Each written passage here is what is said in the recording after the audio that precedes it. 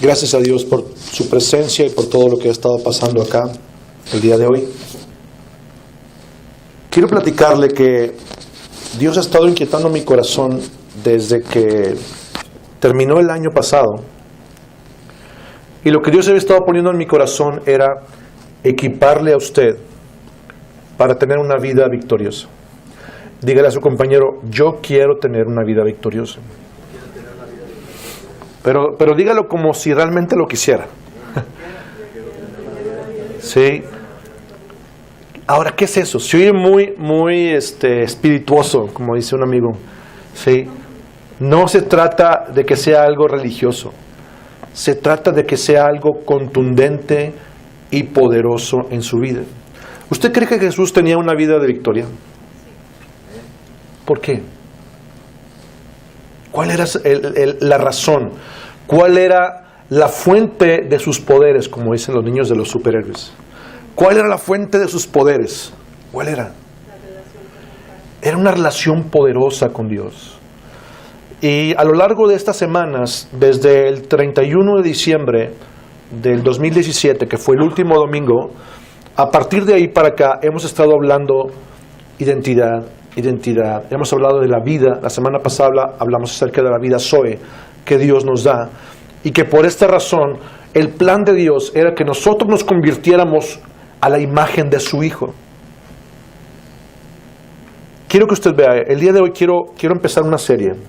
Voy a permitirme, si están de acuerdo conmigo, en empezar una serie que le he denominado El plan de Dios para empoderar al hombre. Ay, sí, como un título de una película así de interesante. El plan de Dios para empoderar al hombre. ¿A quién le gusta el tema? Para hablar de esto, necesitamos hablar de la condición en la que la humanidad se encontraba. Cuando la humanidad estaba perdida lejos de Dios, es decir, después de la caída de Adán y Eva, después de la desobediencia de ellos en Génesis capítulo 3, la Biblia dice que una separación entre Dios y el hombre. Lo hemos hablado varias veces. Sí está claro con eso, ¿verdad? Muy bien. Entonces, cuando existe o se lleva a cabo esta separación, sucede algo muy trágico en la vida del ser humano, en la vida de Adán y Eva. El hombre pierde su naturaleza. Hemos hablado también en otras ocasiones que Dios le dio a Adán su mismo ADN. ¿Sí? Adán era guapo como Dios, así como mis hijos son guapos. ¿Sí?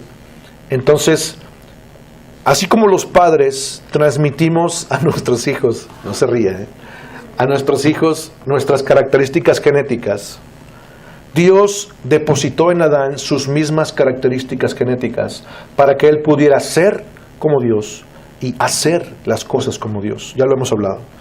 Pero cuando el hombre cae en pecado, el hombre pierde la naturaleza de Dios. Diga conmigo, naturaleza. Aparte de eso, el hombre pierde su relación. Diga conmigo, relación.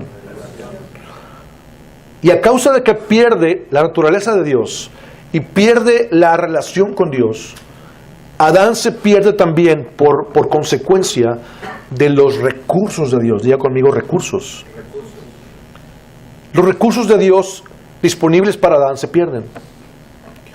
Y por último, la gran razón de vivir o el gran propósito de vida que Dios le había dado a Adán se pierde también. Entonces, en esta condición, la humanidad estaba perdida lejos de Dios y el único destino que podían esperar era una eternidad sin Dios. ¿Estamos claros con eso? En esa condición, cuando el hombre estaba en esa condición, en el corazón de Dios nació un sueño. En el corazón de Dios nació un deseo. Y ese deseo era llevar a cabo un plan, no solamente para redimir al hombre, es decir, para rescatarlo, sino que también existiera la forma de que legalmente el hombre pudiera cambiar su condición espiritual delante de Dios. Y además de esto, el deseo en el corazón de Dios fue buscar una forma legal, dígale a su compañero, una forma legal, una manera legal para empoderarlo. Y este deseo, Dios lo llevó a cabo. Y el objetivo era empoderarlo para que el hombre pudiera alcanzar su máximo nivel.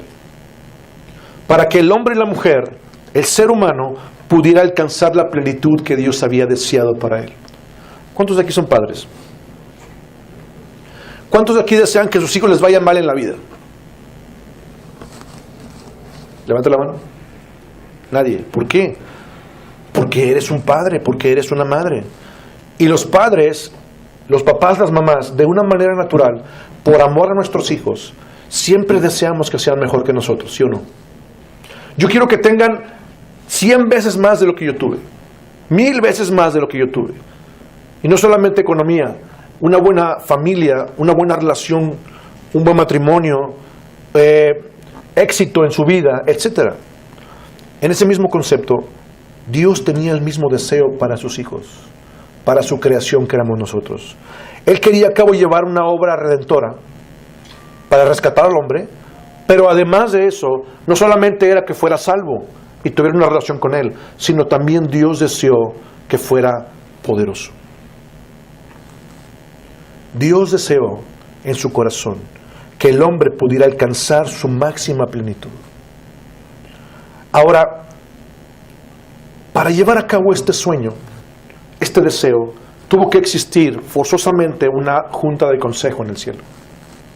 Me encanta pensar en esta junta de consejo. El Padre, el Hijo, el Espíritu Santo. Y el Padre les dice, ¿qué vamos a hacer? La humanidad va caminando hacia una eternidad sin nosotros. Si nosotros no hacemos algo, la humanidad estará perdida para siempre. Y su castigo o su destino será separación eterna de nosotros, igual a muerte. ¿Sí me estoy explicando? Entonces el Padre dice, existe una alternativa. Pero yo quiero ponerlo en la mesa delante de ustedes, el Padre diciendo al Hijo y al Espíritu Santo. Para que esto pudiera ser llevado a cabo, nosotros tres tenemos que trabajar en conjunto para llevar a cabo un plan que va a abarcar más de 3.500 años. Y en ese plan vamos a prometerle al hombre, al ser humano, que será rescatado, que será redimido.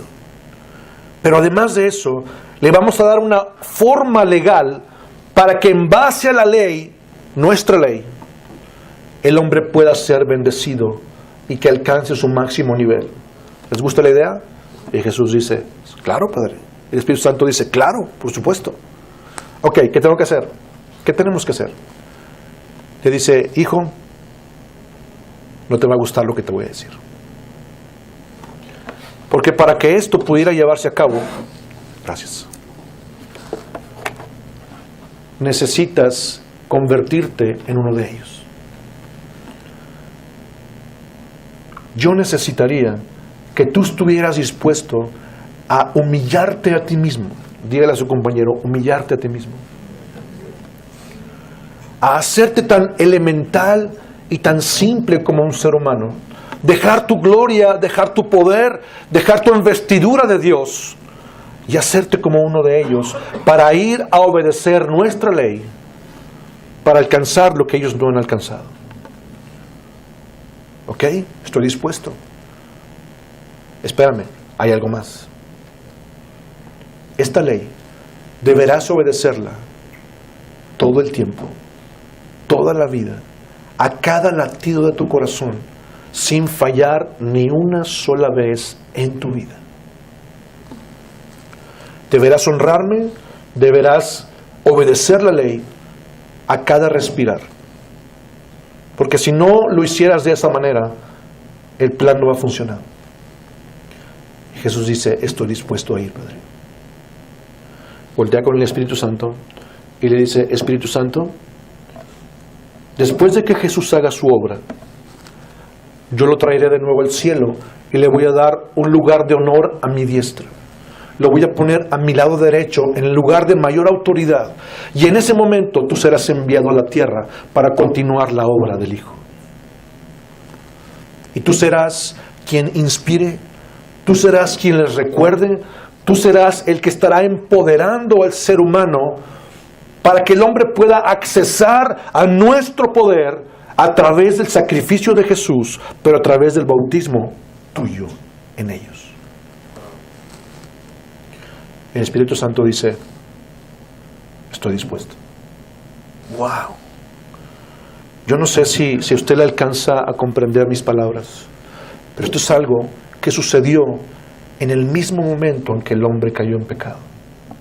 Fíjese bien, el mismo día en que la serpiente engaña a Eva, ella toma del fruto y le da a Adán para que coma del fruto, y ambos desobedecen la única orden prohibitiva de Dios, que era no comer del árbol de la ciencia del bien y del mal. Ese mismo día, Dios busca a Adán. Léalo conmigo, Génesis 3:8.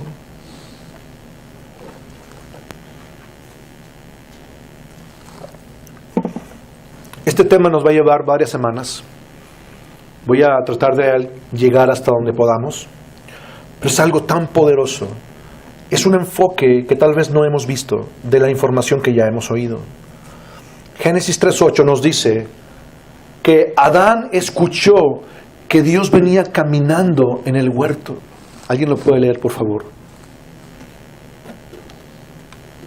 Y oyeron la voz de Jehová Dios que se paseaba en el huerto al aire del día.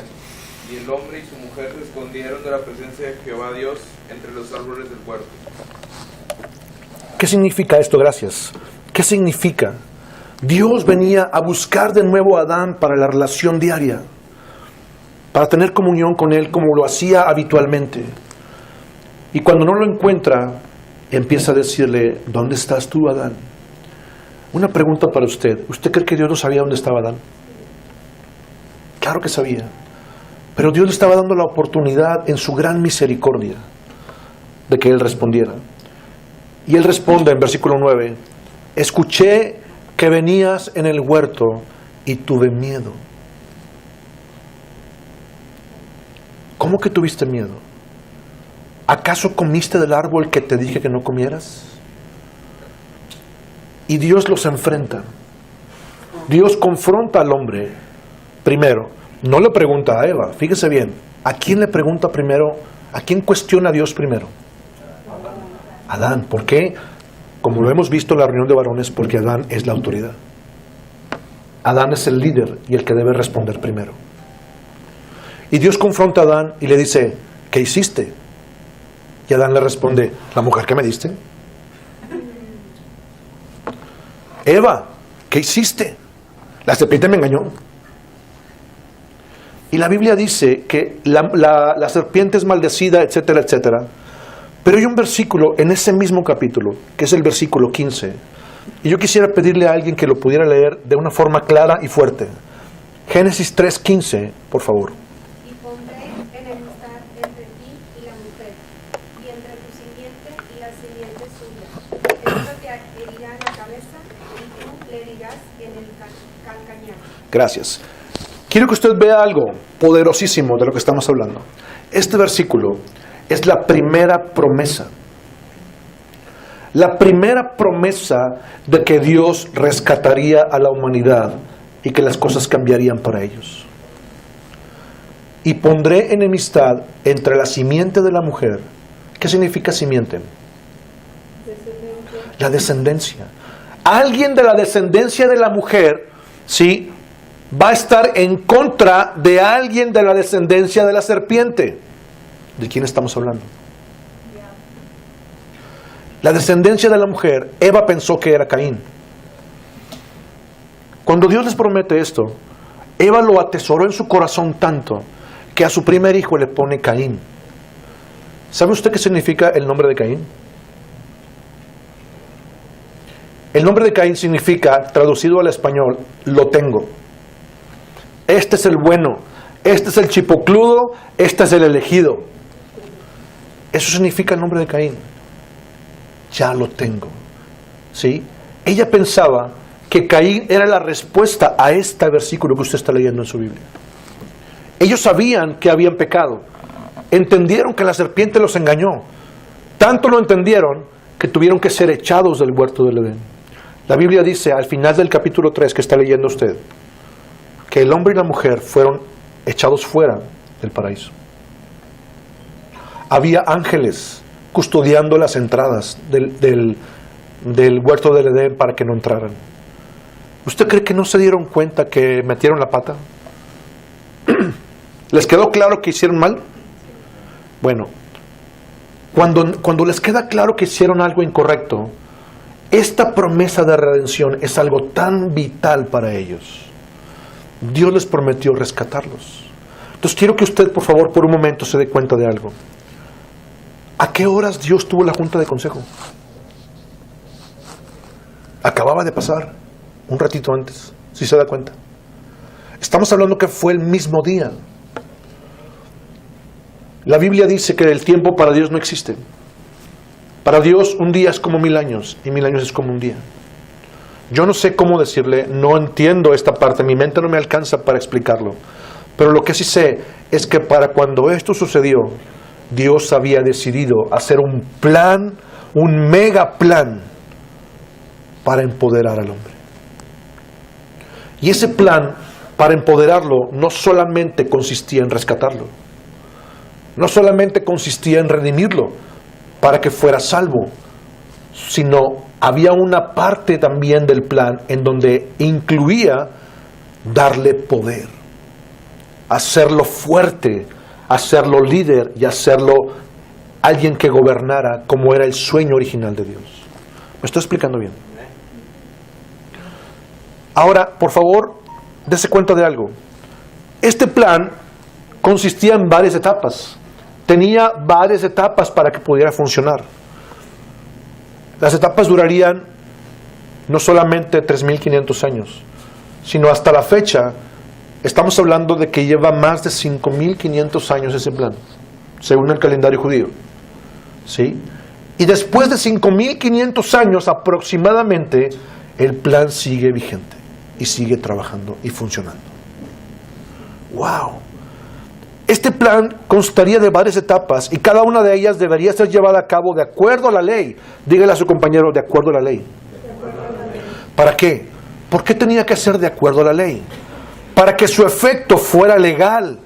Por favor, dése cuenta y repita esto. Para que su efecto fuera legal. Dígale a su compañero. Fíjese bien. Este plan debería ser llevado a cabo de acuerdo a la ley para que su efecto fuera legal tanto en el mundo espiritual como en el mundo natural. Déjeme recordarle algo. El mundo espiritual gobierna el mundo natural. Lo voy a repetir. El mundo espiritual gobierna el mundo natural. ¿Estamos de acuerdo en eso? Ahora, en este plan, el ser humano sería rescatado. Era una de las primeras partes del plan. ¿Sería rescatado de qué? De su realidad espiritual, como ya dijimos. Para que después fuera restaurado. Fíjese bien. Primero sería rescatado de su condición espiritual. Pero después sería restaurado a la imagen original que Dios tenía planeada para el hombre. Como Dios planeó que Adán fuera el gobernador de la tierra y le dio su ADN, le dio sus características genéticas para que fuera como Dios y para que hiciera las cosas como Dios. ¿Sí le queda claro eso? Pero como el hombre estaba caído, la humanidad había perdido la naturaleza de Dios, los recursos, la relación, el propósito. Primero debía ser rescatado, para después ser restaurado a la imagen original que Dios había planeado en su corazón desde el principio. Ahora, en este plan, el hombre recibiría algo.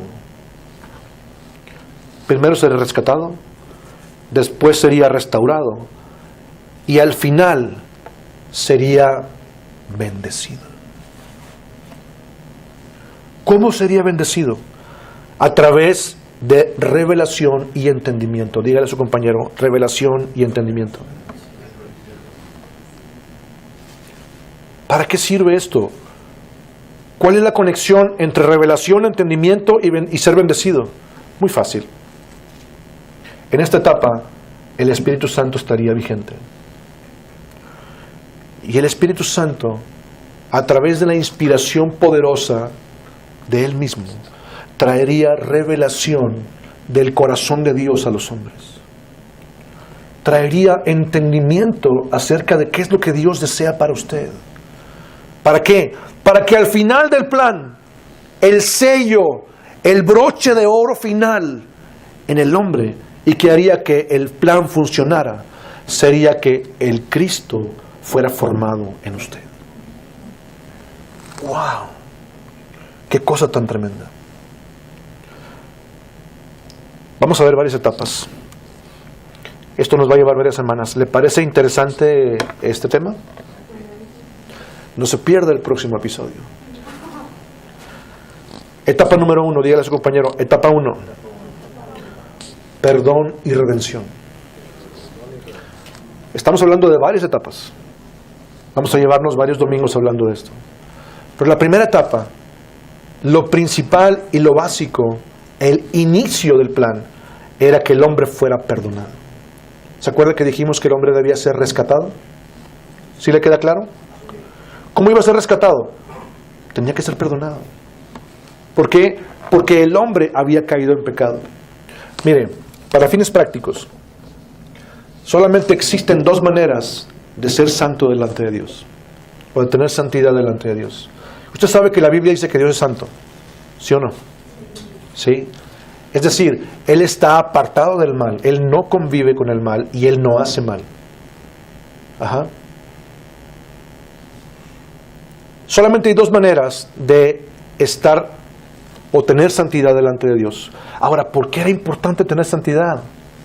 Es que es bien aburrido eso, hermano, es bien aburrido la santidad. Usted no sabe de lo que estamos hablando.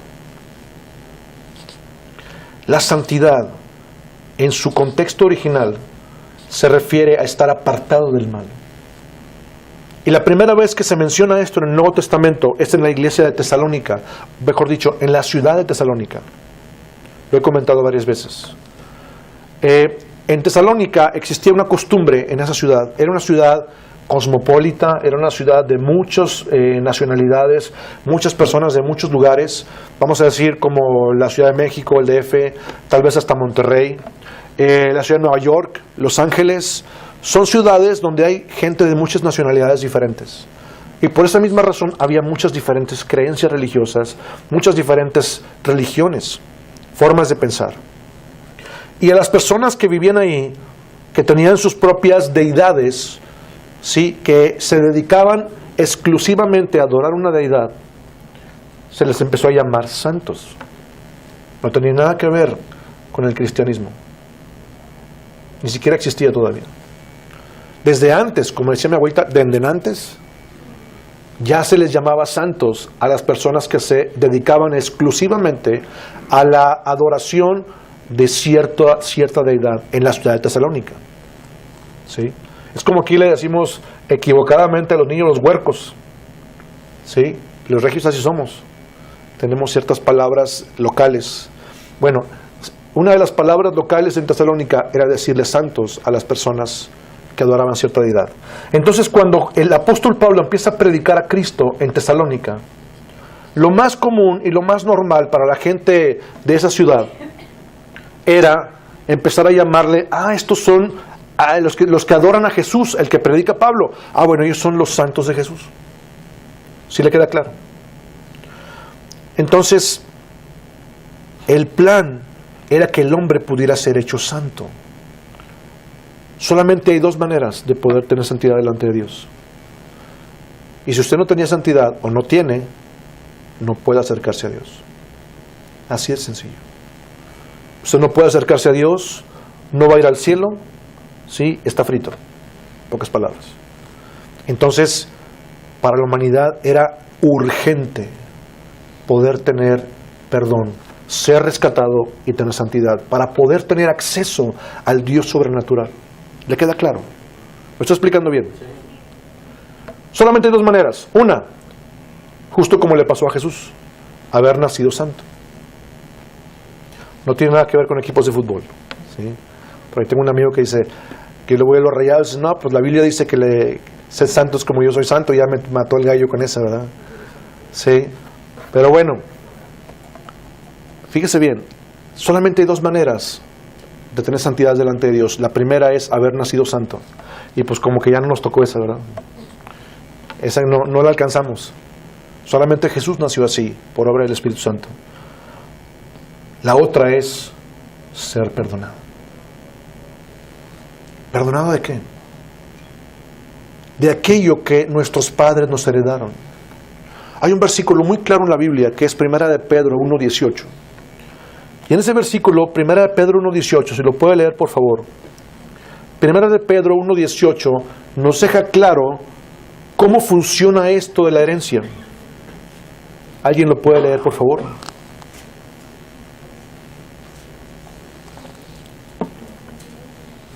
Primera de Pedro 1:18. ¿Alguien con voz tronante? ¿Alguien con voz fuerte? Sabiendo que fuiste rescatados de vuestra vana manera de vivir, la cual recibiste de vuestros padres, no con cosa corruptible, como oro o plata. Ajá, muy bien. Fíjese bien lo que la Biblia dice. Sabiendo que fuisteis rescatados de vuestra vana manera de vivir. ¿Usted cree que esa vana manera de vivir es de Dios? ¿Eso es lo que Dios proveyó? Claro que no. Esa vana manera de vivir es una expresión que se refiere a una persona que vive en su forma, a su manera.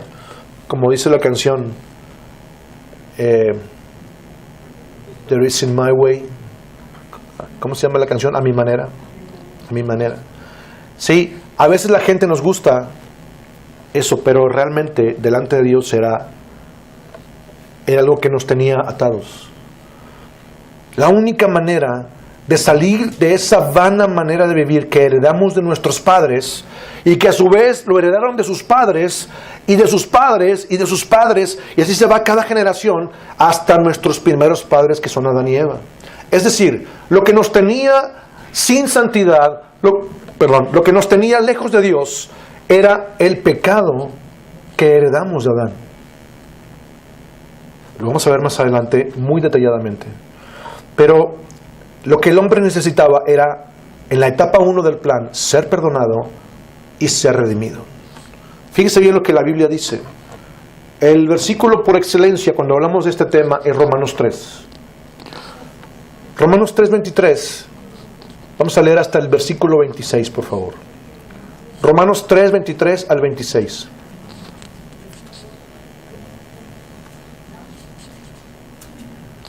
Por favor, le voy a pedir que no se quede nadie sin leerlo en su Biblia, ya sea electrónica, en su teléfono, o bien su Biblia impresa. Tenemos Biblias en la parte de atrás. Si usted no trae, tenemos por ahí todavía algunas disponibles. Es importante que usted lo lea con sus ojitos. Romanos 3:23 al 26. La Biblia dice: por cuanto todos pecaron y están destituidos de la gloria de Dios. Espérame, yo no pequé, fue Adán y Eva. Sí, pero tú lo recibiste por herencia. Nosotros recibimos una naturaleza de pecado, una naturaleza egoísta. Por esa razón este versículo dice: por cuanto todos pecaron, están destituidos de la gloria de Dios. ¿Qué significa destituidos? No hay acceso, no tienes derecho a nada. Pero fíjese bien lo que dice el versículo siguiente, 24. Siendo justificados gratuitamente por su gracia, mediante la redención que es en Cristo Jesús. A ver, ¿cómo está eso? Siendo justificados gratuitamente por su gracia. ¿Qué es justificados? No se preocupe. Deme un poquito de tiempo y en las próximas semanas se lo voy a explicar muy detenidamente. Pero por el momento, por favor, enfóquese en esta frase del apóstol Pablo. Siendo justificados gratuitamente por su gracia, mediante la redención. ¿Qué es eso? ¿Alguien puede decirme qué es redención? ¿Perdón? Ok, someterse. Lo voy a decir rápidamente para los que ya lo han escuchado. La palabra redención viene de 3 palabras griegas que se combinan. Esas 3 palabras griegas nos dan un significado conjunto. La primera palabra es agorazo. Y la palabra agorazo significa comprar un esclavo en un mercado de esclavos. Así como ahora hay tianguis del automóvil, es un mercado de carros, ahora está la pulga, hasta la Liverpulga tenemos en Monterrey. También está el mercadito, que es para chácharas, o para sopes, para ir a cenar o algo. ¿Sí? En aquel tiempo había mercados de esclavos. Y la palabra agorazo implicaba ir a comprar un esclavo en ese mercado. La segunda palabra es similar, pero con un prefijo. Exagorazo. Básicamente es comprar un esclavo en un mercado de esclavos y sacarlo, es decir, llevártelo a tu casa.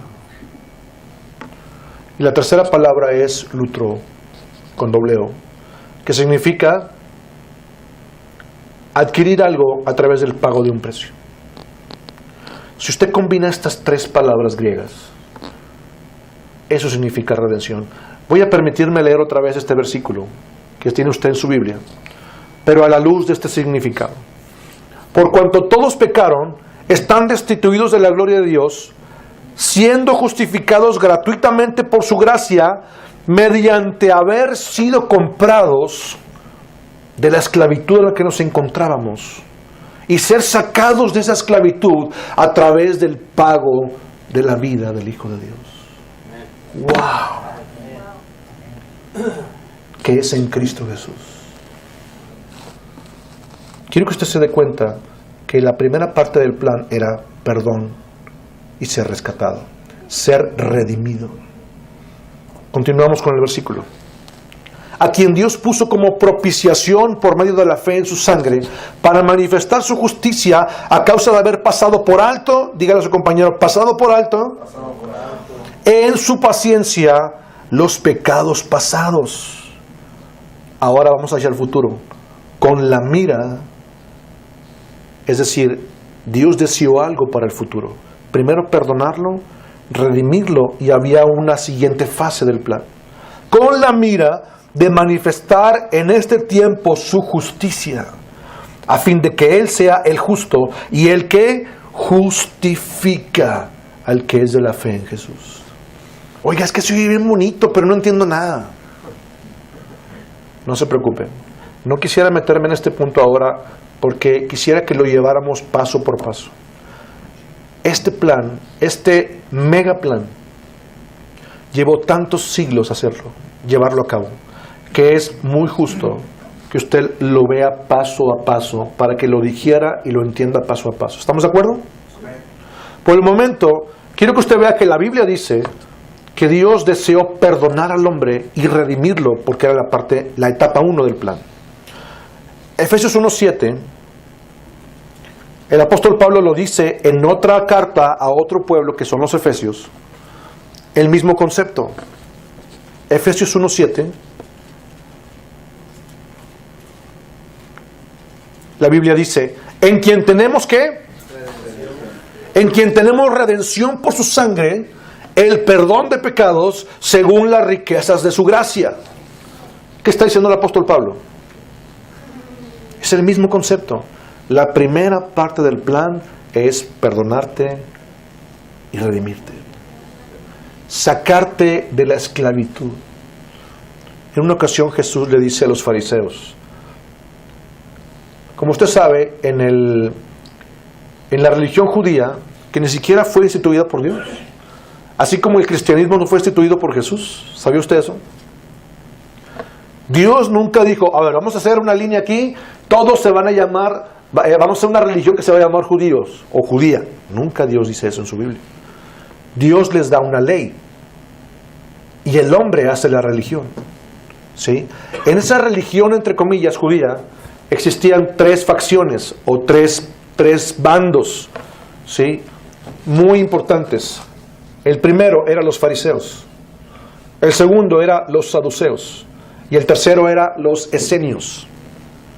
Eran 3 corrientes, 3 formas de pensar diferentes en una misma religión. Jesús se enfrenta a los más feroces de esos tres grupos, a los más implacables, que eran los fariseos. Ellos estaban encima de Jesús, encima, porque querían buscarle una falla, querían buscar una cosa en que se equivocara para poder tomarlo como ocasión de acusarlo. Pero Jesús, con su misma ley, dígale a su compañero, con su misma ley les refutaba lo que ellos creían. En esa ley, Jesús les dice: ustedes no son de Dios, yo soy de Dios. Dios es mi Padre. ¿Cómo dices que Dios es tu Padre? Ahora sabemos que tienes un demonio metido porque dices que Dios es tu Padre. No, Dios es mi Padre. Y ustedes son hijos de su padre, el diablo. Imagínense cómo se ponían. Hombre, se esponjaban. Y decía: ahora sabemos que tienes demonio porque dices que nuestro padre es el diablo. Nuestro padre es Abraham. Y Jesús les dice: si tu padre fuera Abraham, tú me amarías a mí, porque yo he venido de Dios. Y más se ponían así, se ponían bastante enojados, ¿sí? Ellos no le entendían, no hablaban su mismo idioma, porque en realidad la humanidad estaba caída. ¿Se da cuenta?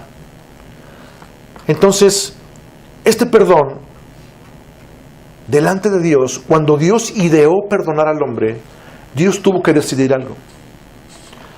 Perdonar a esta gente, perdonar a las personas que amo, a mi creación, a mis hijos, va a implicar algo muy costoso. Este perdón implicaría para Dios estar dispuesto a rescatarnos, restaurarnos y bendecirnos a costa de sí mismo.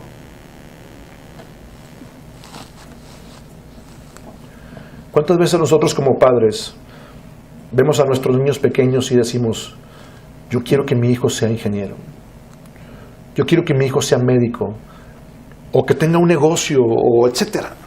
¿Sí? Y esto te implica a ti un esfuerzo como padre, ¿sí o no?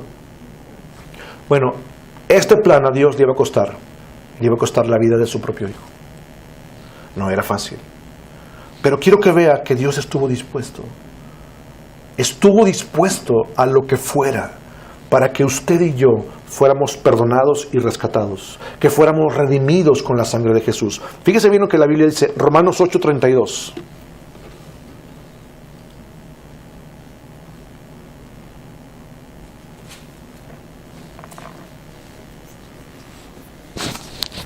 Romanos 8:32 dice así: el que no escatimó ni a su propio Hijo, sino que lo entregó por todos nosotros, ¿cómo no nos dará también con Él todas las cosas? ¡Hello!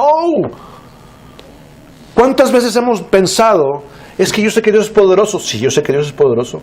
¿Es que Dios puede hacer esto? Sí, Dios lo puede hacer. Pero no sé si Dios quiera. Se lo digo porque años atrás esto fue algo que lastimó mi corazón por años. ¿Sí? Por no entender, no saber. Quiero que usted sepa y entienda.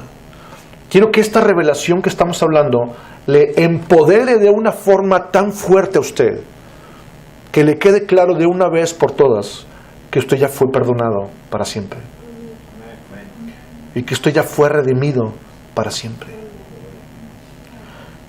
La Biblia dice que al que no escatimó ni siquiera a su propio Hijo, por el plan, por llevar a cabo este plan de empoderarlo a usted, ¿cómo no nos entregará también todas las demás cosas? Si nos dio lo más valioso que Él tenía. ¿Sí le queda claro esto?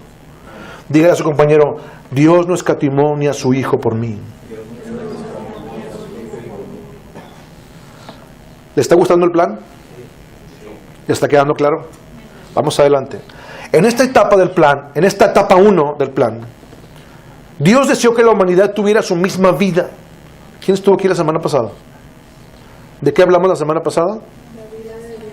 La vida Zoe de Dios. La Biblia dice en Juan 5:24, dice que así como el Padre tiene vida en sí mismo, Dios le dio a Jesús el derecho y el poder de tener vida en sí mismo. Esa palabra vida que usted ve ahí, Zoe, no habla de una vida bios que hablamos la semana pasada, La vida bios es tu vida biológica, tu cuerpo, tu organismo que está vivo.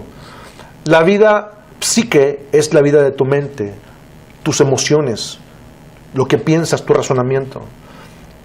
La vida anástrofe es tu estilo de vida, la forma de vivir. Eres rayado, tigre, americanista, eres cristiano, eres testigo de Jehová, etc. Le vas al PAN, le vas al PRI, etc. Es un estilo de vida. ¿Le queda claro? Pero la cuarta forma es la vida Zoe. Y esa vida Zoe solamente Dios la puede dar. Entonces la Biblia dice en Juan 10:10, el diablo vino para robar, matar y destruir. Pero Jesús dice, pero yo he venido para que tengan Zoe y para que lo tengas en abundancia.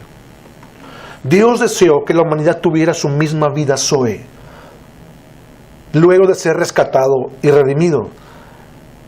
El hombre debía recibir este Zoe poderoso que le pondría en la posición correcta para poder ser adoptado como hijo. A ver, espérame. En una ocasión estuvimos dando estos temas en una reunión de casa y había unas personas que no habían ido a una iglesia como esta, habían ido a alguna otra diferente, y la persona como que le llamó la atención y dice, ¿cómo que somos adoptados? Yo no soy adoptada, yo soy legal, yo soy hija, ¿cómo se dice? Legítima. ¿Sí? A la semana entrante se acerca conmigo, me dijo, oiga, estuve preguntando, y el sacerdote me dijo, porque le pregunté, ¿a poco somos adoptados? Y él dice, sí, somos adoptados hijos de Dios. Ah, qué bueno, entonces estoy feliz que estoy adoptada. Pero quiero que usted vea con esto, es que la gente no lo sabe. ¿Por qué la Biblia dice que teníamos que ser adoptados? Porque habíamos sido destituidos de la gloria de Dios, ¿se acuerda? A causa del pecado. No teníamos relación con Dios. ¿Sí? Entonces, Dios primero te perdonó, te redimió con su sangre, te dio su vida Zoe para ponerte en la posición correcta para que el plan, la etapa 1 del plan funcionara. Y esa etapa era que fueras convertido en hijo de Dios. Legalmente. Esto era importantísimo. Gálatas 4, versículo 4 al 7. Lo dice muy claramente. Gálatas 4, versículo 4 al 7. Por favor, háblalo en su Biblia. Gálatas 4, versículos 4 al 7. Son versículos que usted debe de entender y de conocer. Pero cuando vino el cumplimiento del tiempo, Dios envió a su Hijo, nacido de mujer y nacido bajo la ley, para que redimiese. ¿De qué estamos hablando? Perdón y redención. Para que redimiese a los que estaban bajo la ley, a fin de que recibiésemos la adopción de hijos. ¡Wow! Gracias, Señor. Y por cuanto sois hijos, Dios envió a vuestros corazones el Espíritu de su Hijo, el cual clama Abba Padre, que significa papi, papito con cariño. Así que ya no eres esclavo, dígale a su compañero, ya no eres esclavo. Así que ya no eres esclavo, sino hijo. Y si eres hijo, también eres heredero de Dios por medio de Cristo. ¡Wow! Yo no veo a nadie brincando ni gritando. Por favor, dése cuenta que esto no tiene precio. No tiene precio. Estamos en la etapa 1 del plan. Dígale a su compañero, etapa 1. La etapa 1, repito, quiero que le quede bien claro. Perdón y redención. Bueno.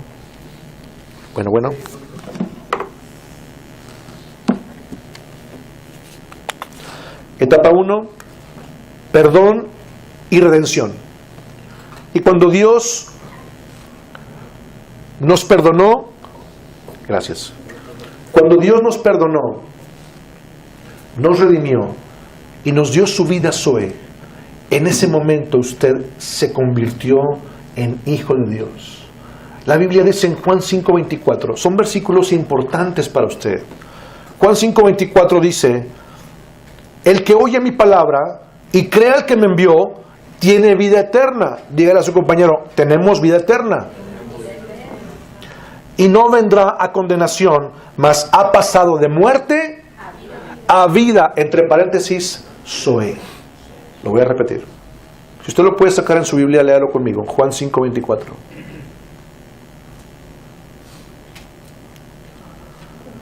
El que oye mi palabra y cree al que me envió, tiene vida eterna. Y no vendrá a condenación, mas ha pasado de muerte a vida, entre paréntesis, vida Zoe. Es la que usted tiene ahora. Y eso le hace ser adoptado como hijo. Y si es hijo, como dice el apóstol Pablo, además de ser hijo, es heredero de Dios por medio de Cristo. Eso viene más adelante. No se emocione tanto, más adelante. Efesios 1:5.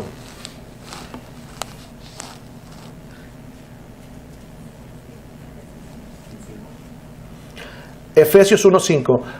Estamos revisando varios versículos. Es intencional. Es necesario que usted los lea. Es necesario que entre esta palabra por sus oídos y se guarde en su corazón. Efesios 1:5. En amor, habiéndonos predestinado para ser adoptados hijos suyos por medio de Jesucristo, según el puro afecto de su voluntad. Aquí hay una palabra que me gusta. Predestinado.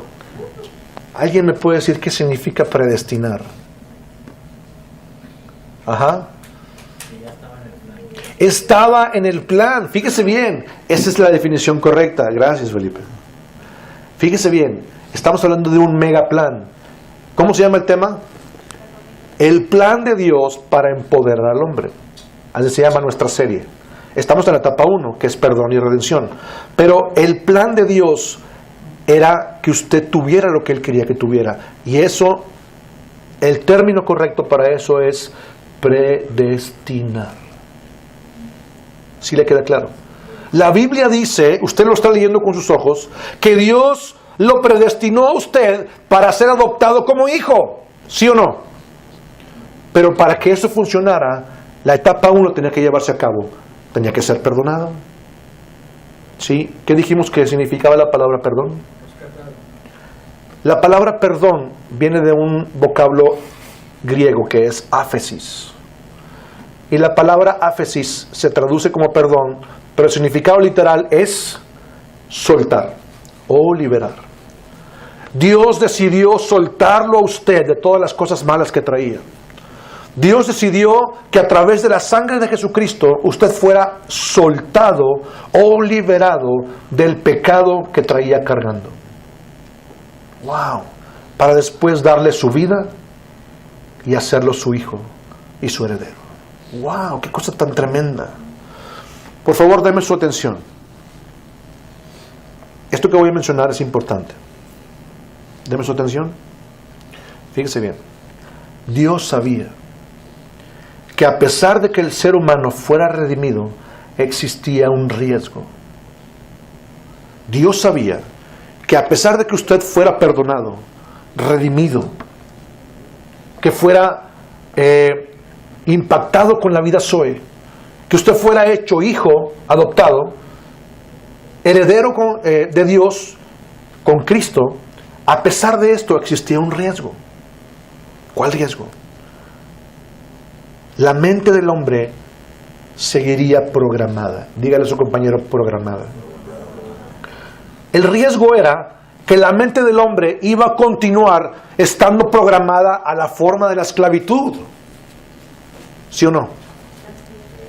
La mente del hombre todavía estaba programada para entender, pensar y creer solamente lo que sus sentidos le decían y lo que la lógica de su mente le decía. ¿Esto es cierto o no es cierto? Oiga, pero es que ya estoy perdonado. Es que ya soy redimido. Mis pecados fueron limpiados, fueron lanzados a lo profundo del mar, como dice la Biblia. Y no solamente eso, tengo la vida Zoe dentro de mí, la vida de Dios. Y aparte, soy su hijo. Y por si fuera poco, soy su heredero. Pero a pesar de eso, el riesgo es que usted, con su mente anterior de esclavitud, siga pensando como esclavo. ¿Es un riesgo realmente? Claro. ¿Por qué? Porque a pesar de todo lo que Dios le está dando, usted sigue pensando que no tiene derecho. Le voy a poner un ejemplo.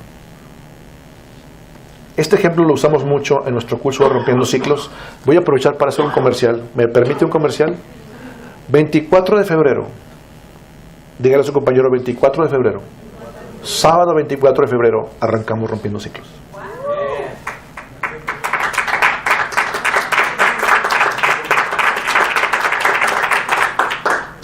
Escuche el ejemplo. Un padre de familia. Vamos a decir, mi amigo Alberto Gamboa trabaja toda la semana, toda la quincena con muchas ganas. La verdad es que es muy trabajador. Termina la quincena, recibe su pago y llega a la casa con... ¿Qué le gusta a sus hijos? ¿Qué es lo que más le gusta? ¿El pollo Kentucky? ¿La pizza? ¿Qué le gusta? Pizza. Imagínense que llega a Little Caesars y que trae varias pizzas de diferentes sabores, de diferentes cosas. Llega a la casa, abre la puerta, si trae varias cajas, la cierra con el pie así, la puerta, que trae cargado las manos con la pizza, la pone en la mesa y dice, hijos, vengan a comer, traje pizza, que les gusta. Perdóname, Pablo, pero tengo que usar este ejemplo. Y de repente sale Pablo, ¿sí? Y se pone de rodillas así a lo lejos y le dice, oh Padre, si fuera tu voluntad, darme un pedacito de pizza, aunque sea un pedacito, es que tengo mucha hambre. ¿Qué sentiría Alberto? ¿Para quién crees que es esta pizza, mijo? Ven a comer. Y le abre el asiento, le agarra un pedazo de pizza, lo pone en un plato y le dice, ven a comer. Oh Padre, pero es que si fuera tu voluntad de darme que fuera un pedacito, es que soy desobediente, he hecho las cosas mal y yo sé que a lo mejor tú no me vas a querer por eso, pero dame un pedacito, es que tengo mucha hambre, me arde mi pancita. En la cara del papá hay un signo de interrogación, ¿sí o no? Hello. Mira, hello. ¿Te das cuenta que la mesa está servida? Está la pizza en el plato. Te abrí el asiento. Ven a comer, mijo. Y no conforme con eso, Pablo se levanta y se mete abajo de la mesa. Perdóname, Pablo. Es un ejemplo. Se mete debajo de la mesa. ¿Qué haces ahí, mijo? Oh, Padre, es que no soy digno, exactamente. Si acaso, aunque sea unas migajas que caigan de tu mesa, es que tengo mucha hambre. En ese momento Alberto empieza a llorar. A llorar de dolor, porque su hijo no entiende cuánto le ama. Su hijo no le cae el 20 de toda su provisión, de todo lo que se esforzó por tener el recurso para darle lo que a él le gusta porque lo ama. No se da cuenta que la mesa está servida. No se da cuenta que es para él. El corazón del padre llora por eso. ¡Wow! Por favor, dése cuenta de lo que estoy hablando.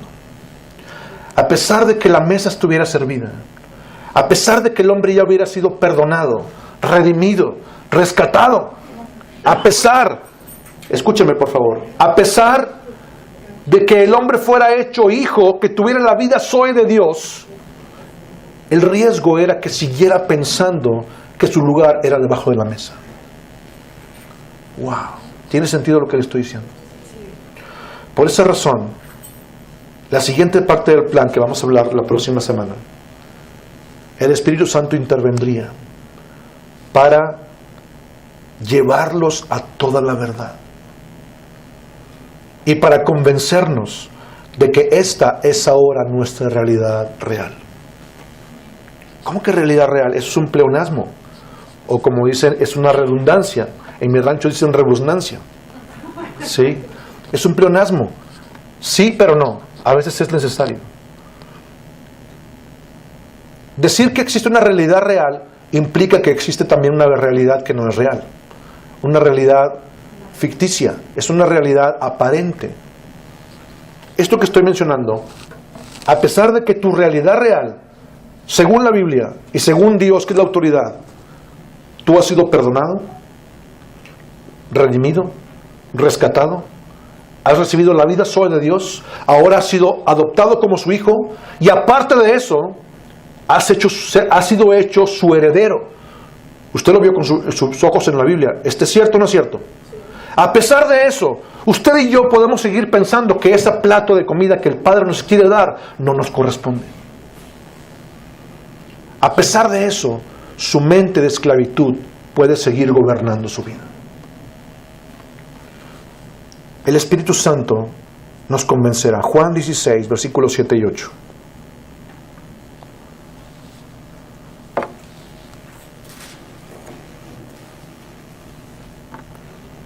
Juan 16, versículos 7 y 8 dice así: pero yo os digo la verdad, os conviene que yo me vaya, dice Jesús, porque si no me fuera, el Consolador no vendría a vosotros, mas si me fuere, os lo enviaré, y cuando Él venga, convencerá al mundo de pecado, de justicia y de juicio. A ver, dígame usted, dentro de muchas cosas, ¿cuál es una de las labores principales del Espíritu Santo según este versículo? ¿Sí? Fíjese bien. Cuando Él venga, ¿qué? Se me hace que la Biblia está equivocada aquí. A lo mejor su Biblia no, la mía sí está equivocada tal vez. Porque yo creo que lo correcto que diría ahí es, nos recordará. Porque también es otra labor del Espíritu Santo. Pero Jesús, siendo inspirado por Dios, utiliza una palabra muy fuerte y muy importante, que es: el Espíritu Santo te convencerá. ¿Sabe qué significa convencer según el griego? Poner en evidencia, darte las razones para que tú sepas por qué estás creyendo lo que estás creyendo.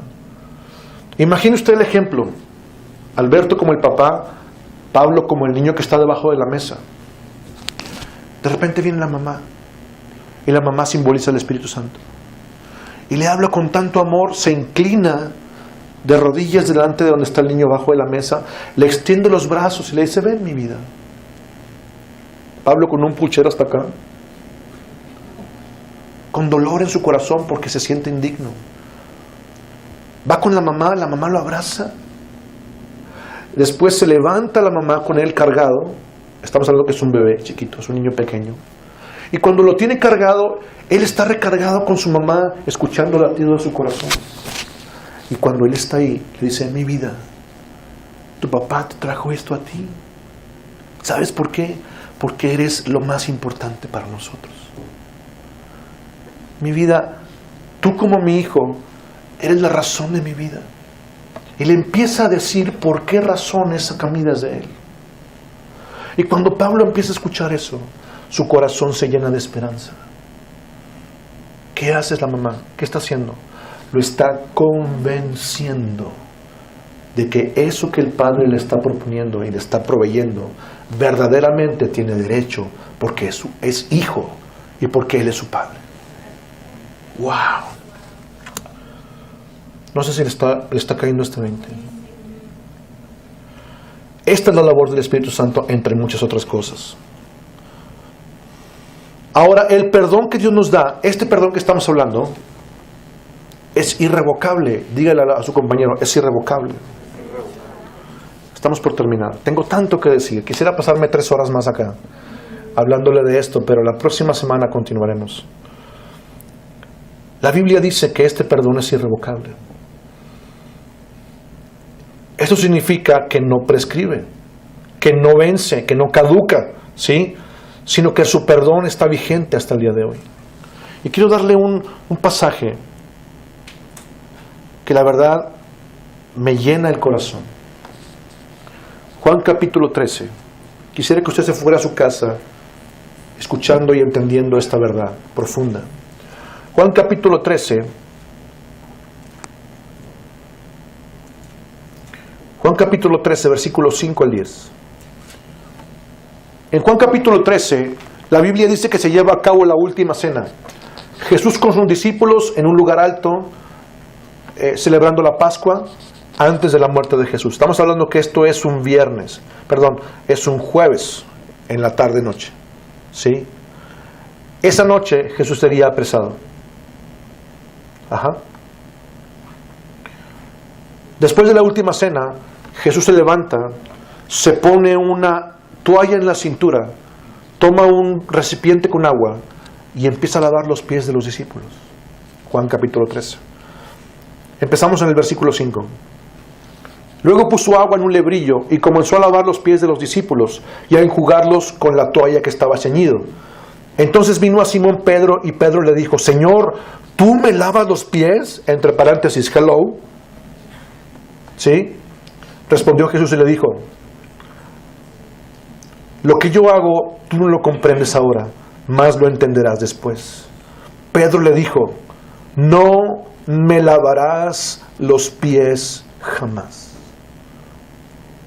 De una manera terminante. Jesús le dice: si no te lavaré, no tendrás parte conmigo. ¡Auch! Le dijo Simón Pedro: Señor, no solo mis pies, sino también las manos y la cabeza. No, ¿qué? ¿Sí? No solo mis pies, las manos, la cabeza, todo. ¿Sí? Fíjese bien la respuesta de Jesús. Esto es una bomba para usted. Es una verdad profunda, poderosa en su vida.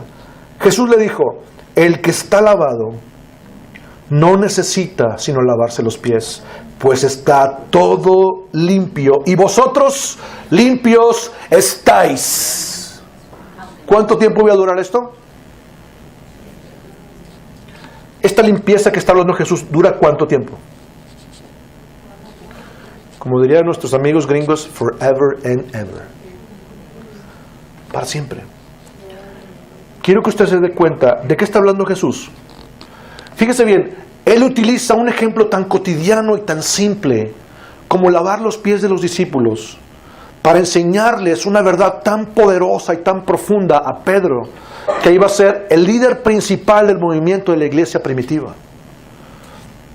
Pedro, con su corazón impetuoso, le dice: no me lavarás los pies jamás. ¿Cómo se te ocurre? Yo debería lavártelos a ti. Tú eres el Señor, tú eres el Maestro. Jesús le dijo: mira, mijo, lo que yo hago ahorita tú no lo entiendes. Déjalo, lo vas a entender después, pero déjame hacerlo. No me lavarás los pies jamás. Ah, bueno, si no te lavo los pies, no tienes nada que ver conmigo. ¿Eso quieres? No, bueno, no nada más las manos, la cabeza, todo. ¿Sí? Báñame completo, si es necesario.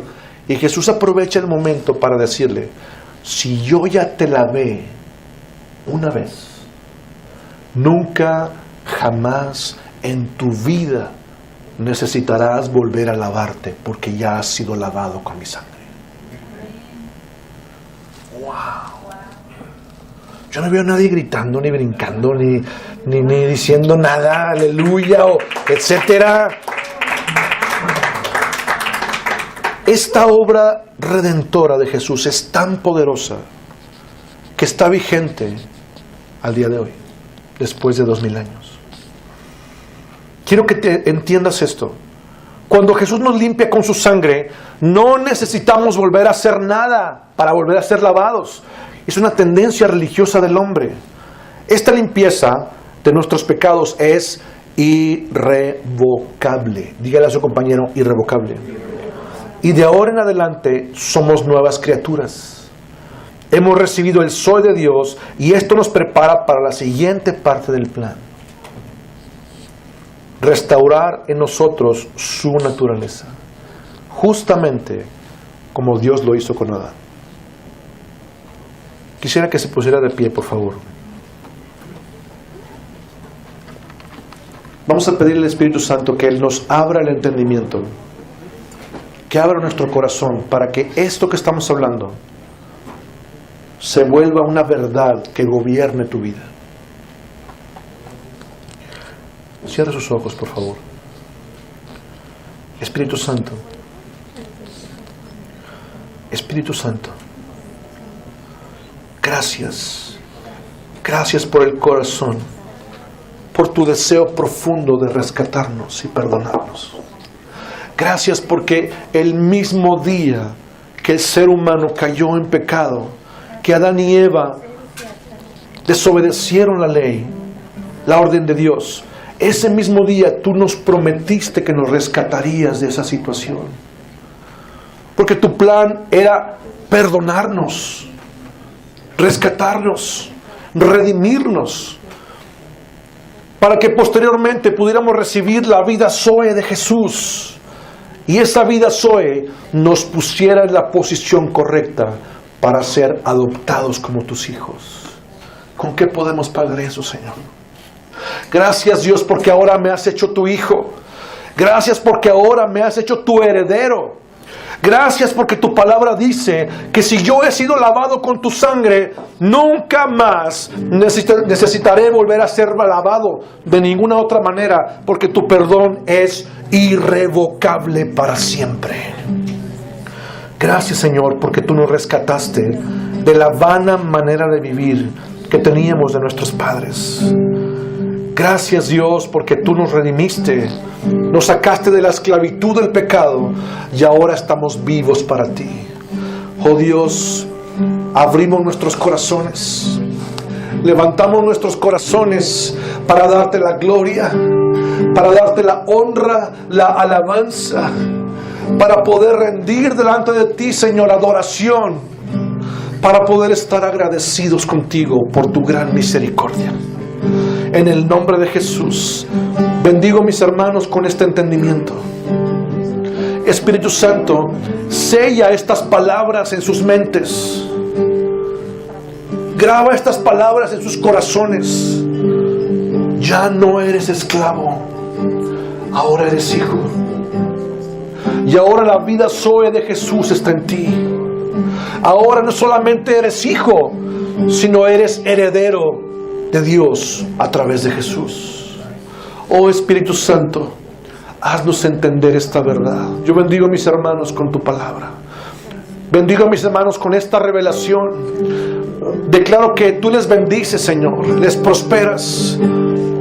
Declaramos bendición sobre sus negocios, sus empleos, sobre sus familias, sus hijos, esposas, esposos, hijos.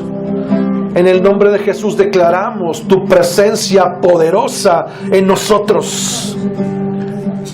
Te damos gracias por este plan que tuviste de empoderarnos. Gracias, Señor, en el nombre de Jesús. Tú viniste a mí